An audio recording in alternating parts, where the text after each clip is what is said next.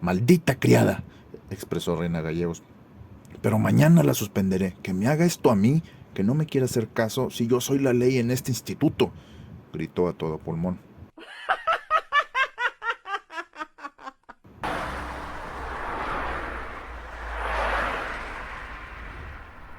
Existen leyendas de terror de Puebla demasiado terroríficas que solamente algunos conocen.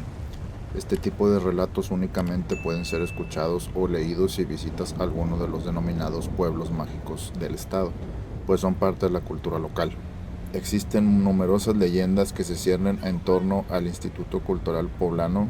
La más conocida es la de la monja que se aparece por las noches, y es que antes de ser el Instituto Cultural de Puebla fue el resguardo del archivo estatal y antes, al parecer, era un convento jesuita. Esta es la historia.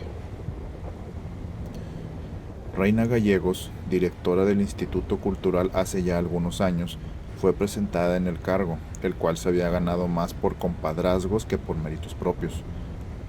Reina era una persona muy déspota con sus subalternos, dejando tareas que sobresalían de las obligaciones que los empleados tenían.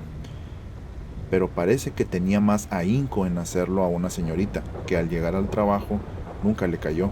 Se trataba de Marta Segovia, una muchacha humilde que había subido de nivel por méritos propios y empezado desde la intendencia del lugar. Siempre que veía que Marta estaba por terminar sus labores, le mandaba llamar para dejar tareas que sabía que llevaban horas, y este calvario duró meses.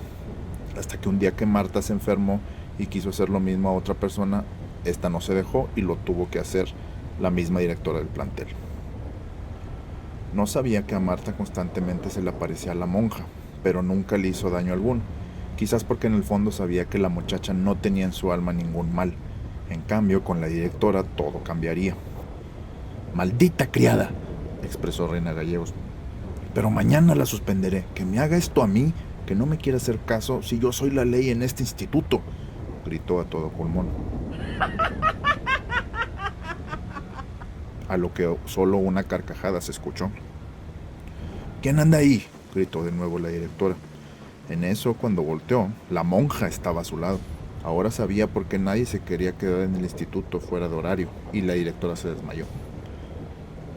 Al despertar, vio que estaba amaneciendo y las personas llegando a sus labores. Como pudo, se levantó y se fue al baño, aún temblando, tan solo de recordar por lo que había pasado unas horas atrás. Al verse en el espejo, se dio cuenta que del susto, su pelo se había encanecido totalmente. Fue cuando se fue a ver cómo estaba Marta, y al verla casi igual empezó a llorar. ¿Por qué nunca me dijiste lo que pasaba?, le dijo la directora a la subalterna, a lo que contestó la trabajadora. Nunca me lo iba a creer. Desde ese día a la directora se le quitó lo déspota con el personal y nunca más pidió que se quedaran tarde a trabajar.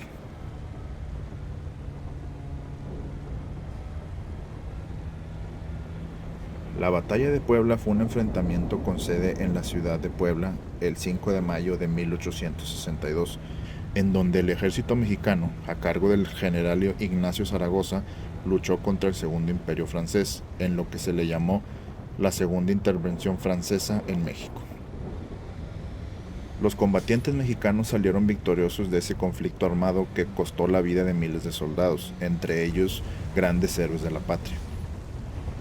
La batalla del 5 de mayo es origen de una conocida leyenda mexicana, la cual se rumoreaba tuvo que ver para que las fuerzas mexicanas consiguieran la victoria en ese duro combate.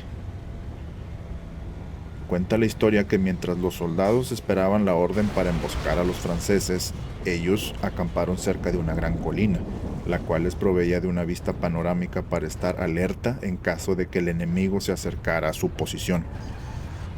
En ese momento, y mientras algunos soldados descansaban de una larga jornada, se acerca un niño Zacapoaxtla, el cual se sienta a esperar cerca del campamento sin decir una sola palabra.